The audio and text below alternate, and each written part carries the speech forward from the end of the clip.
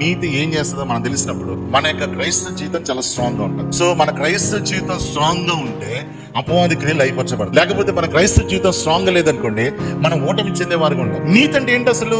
చూడండి బైబిల్ ఏం చెప్తుందో. మత్తయి సువార్త 5:6 నీతి కొరకు ఆకలి దప్పిక గలవారు ధన్యులు, వారి తృప్తి పరచబడతారు. నీ తృప్తి ఎక్కడ ఉండదంటే నీ నీతిలో. నువ్వు తృప్తి పరచబడాలనుకుంటున్నావా?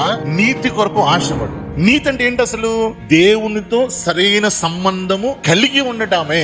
ఈ యొక్క నీతి అనేది ఏం చేస్తుందంటే దేవుని ఎదుట మనల్ని అంగీకరించేటట్టు చేస్తుంది. అంటే మన కోరిక ఎప్పుడు ఎలా ఉండాలంటే దేవునితో సహవాసం చేయడానికి ఆకలి కలిగి ఉండాలి. అప్పుడు నువ్వు ఏం జరుగుతుందంటే తృప్తి పరచబడుతుంది. నువ్వు ఎప్పుడు తృప్తి పరచబడతావు అంటే దేవునితో సహవాసం చేసినప్పుడే నువ్వు తృప్తి పరచబడతావు. ఒకసారి ఆలోచించండి. ఇలాగా ఇప్పుడు ఈ ప్రపంచంలో చాలా మంది డబ్బులు సంపాదించే వాళ్ళు ఉన్నారు.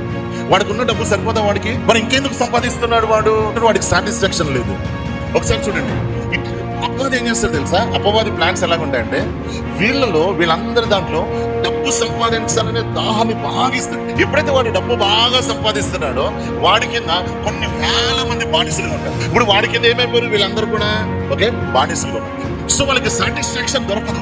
ఎందుకు దొరకదు అంటే వాళ్ళు తృప్తిపరచబడరు. ఎందుకంటే వాళ్ళు దేవుని నీతిని జరిగించరు.